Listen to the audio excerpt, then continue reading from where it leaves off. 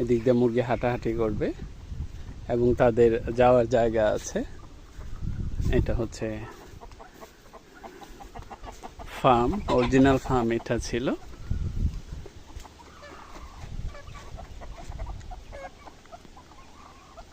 ওই যে একটা উপরে, হ্যাঁ, তারপর আছে নিচে যেখানে সবাই হাঁস মুরগি সব সাদা সাদা। হ্যাঁ, তো এই যে ফার্মটা এখানে আসলে বানানো হয়েছে। আর পিছনে পিছনে আসতেছে, ভাবছে আমি খাবার নিয়ে আসছি। হ্যাঁ, এদিক দিয়ে মুরগিগুলা এখানে মুভ করবে তারা। এখানে আবার একটা স্পেশাল ঘর বানানো হয়েছে যেন এগুলো এসে থাকে। এই যে এখানে একটু রেস্ট করার পর ওই যে সবাই আসতেছে আমার পিছনে পিছনে, ভাবছে আমি খাবার নিয়ে আসছি, এই জন্যে আসলে। তো এখানে পেঁপেগুলো আমরা একটু করে রাখি, ঢেকে রাখি, কারণ ইঁদুরে খায় নেই। এগুলো হালকা হালকা রং ধরছে, হ্যাঁ, পাকবে, এই জন্য এগুলোর এখানে রাখা হয়েছে। এখানে দেখি আরও আছে, এখানে পাকা আছে কিনা, কই, এগুলো পাকবে আর কি। হ্যাঁ, এগুলো পাকবে একদম। ওই দেখো, মাশাআল্লাহ, ওইটাতে কত সুন্দর কি পরিমাণ পেঁপে আসছে।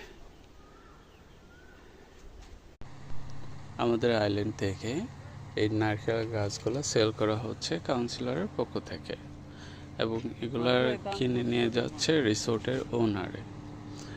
যেসব রিসোর্টে নারকেল গাছ খুবই কম ওই সব জায়গায়। তবে এই নারকেল গাছগুলো কিন্তু খুব একটা চিপ না, খুবই এক্সপেন্সিভ, একটু দাম। যদি আপনি অ্যাভারেজ হিসাব করেন যে একটা নারকেল গাছ মানে ওদের কেমন খরচ হয়েছে, তাহলে দেখা যায় যে হিসাব করে প্রায় 30 থেকে 40 হাজার টাকা, যদি আমি বাংলাদেশি টাকা হিসাব করি, তো 30 থেকে 40 হাজার টাকা খরচ হয় প্রত্যেকটা নারকেল গাছ কেনার জন্য। কারণ এটা অনেকগুলা খরচের ধাপ আছে, এখানে লেবার আছে, ট্রানজিট কস্ট আছে, আর এগুলো বুঝতে পারছেন খুবই এক্সপেন্সিভ ট্রানজিট। এখানে নারকেল গাছ কিন্তু পুরাটা যে ভরে নিয়ে যাবে সেটা না, এখানে বেশি হলে 20টা নারকেল গাছ একবার নিয়ে যেতে পারে, কারণ এটার মধ্যে সেফটির দরকার আছে।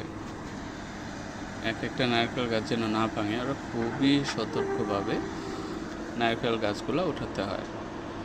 দেখেন না কত সুন্দর, এটা আমাদের আইল্যান্ড, অনেক বড়। ওই যে পাশের যে আইল্যান্ডটা দেখা যায়